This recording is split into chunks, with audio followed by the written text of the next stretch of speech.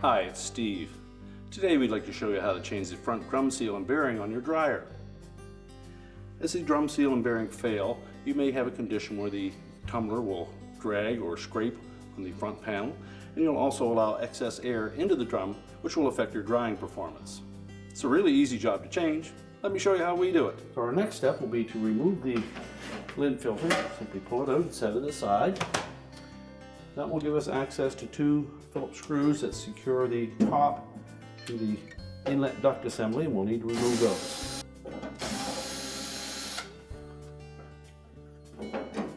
Now that will allow us to lift the main top. There are a couple of spring clips located in about 2 or 3 inches from either side. We can either use a putty knife to go into that gap and depress them, or you can simply pull the main top forward while holding the cabinet just far enough that we can lift it away from it. Do that on both sides.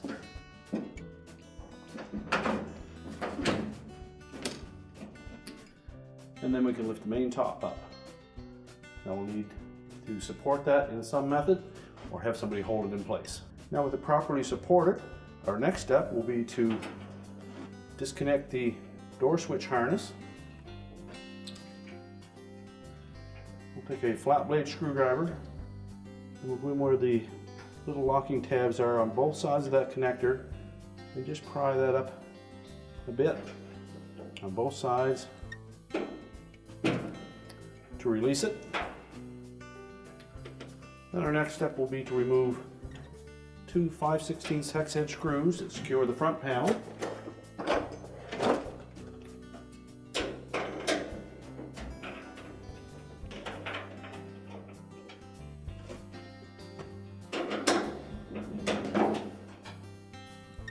Just hold that front panel in place.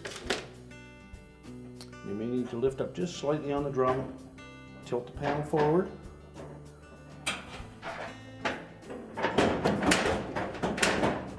And then you'll need to lift it up slightly to disengage two clips on the lower edges of the cabinet.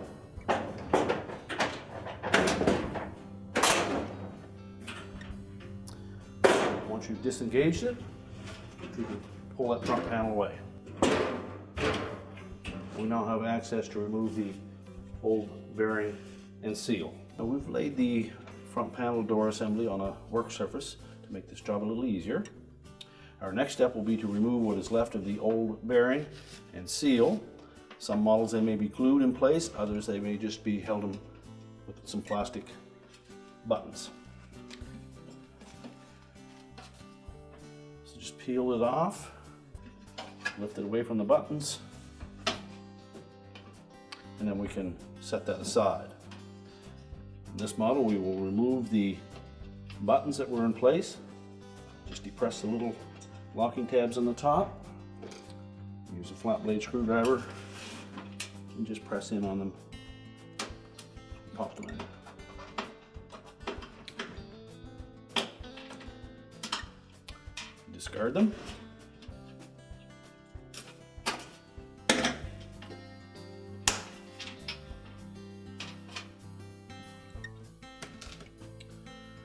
Now, if your model had a glued-on bearing and seal, you'll need to completely clean that area of all adhesive residue so that we have a nice clean surface to adhere the new one to.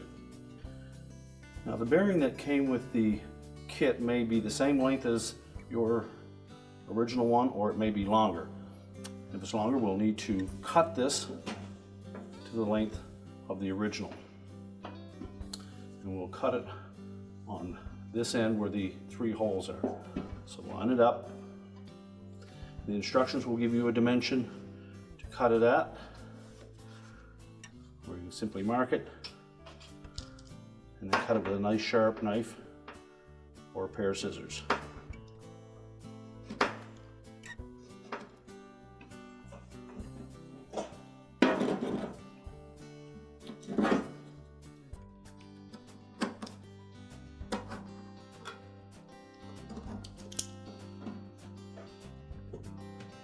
Just discard the excess.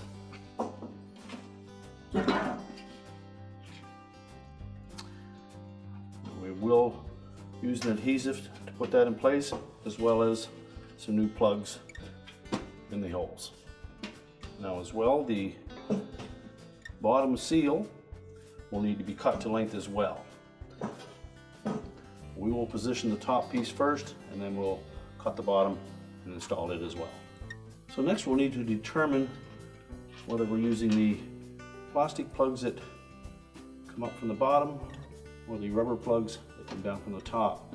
If yours had the plugs from the bottom, we will reuse those.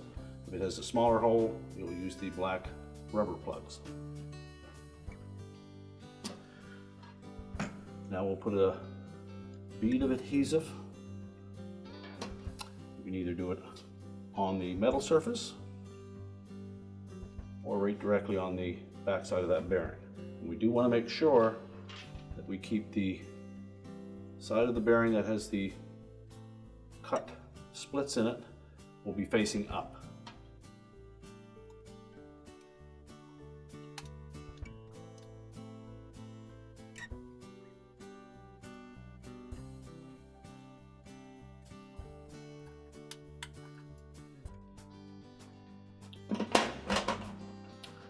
We'll carefully line up that bearing.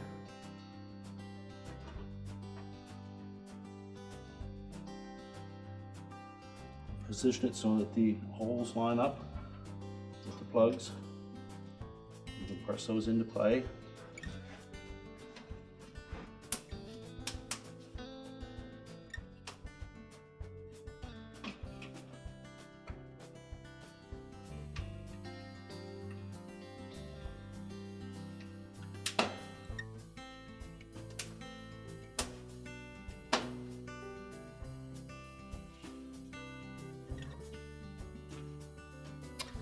And now we'll measure up the lower seal. And the seal will be folded as it is attached.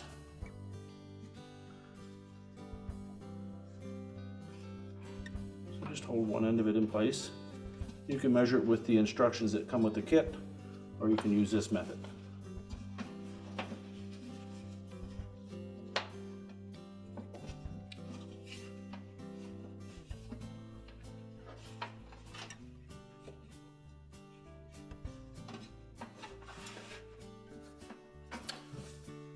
And this one is the right length without having to cut it.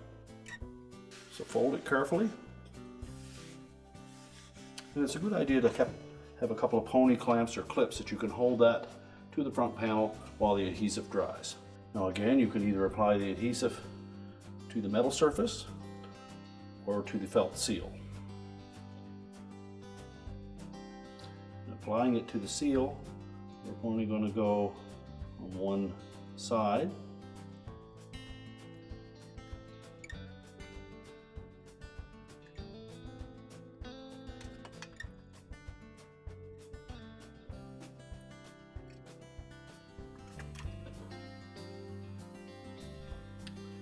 And now we'll very carefully put it in place and clamp it to that edge.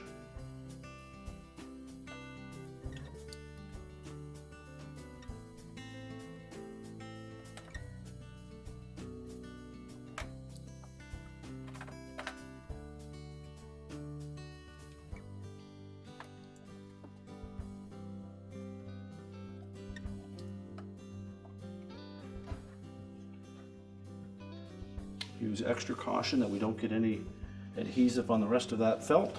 And if you do have a small spill, it's easier to let that dry and remove it then.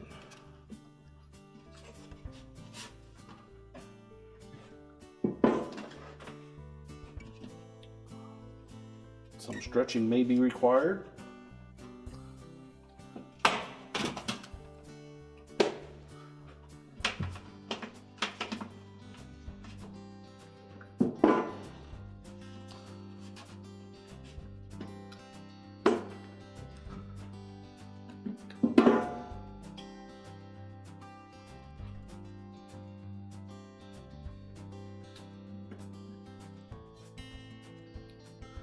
Then just make sure that we have it tucked below that lip on the door opening, and that the adhesive is pressed firmly onto both surfaces.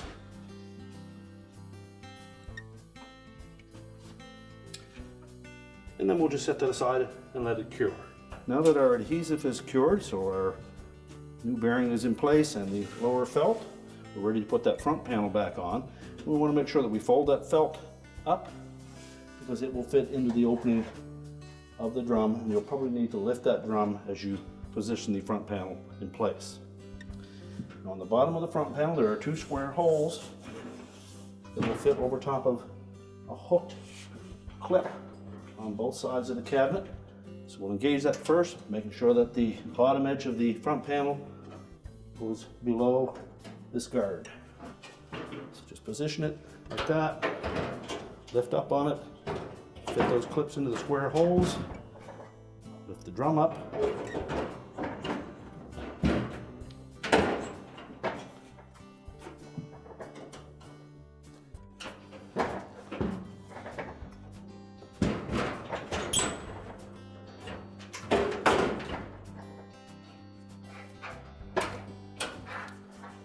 and then push it into place so that we can attach the screws.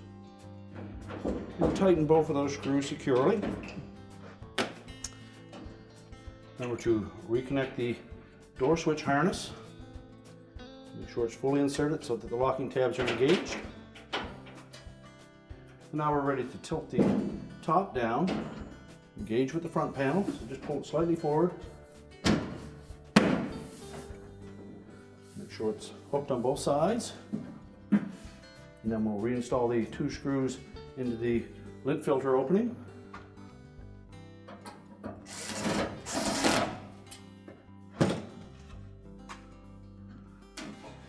Reinstall the filter.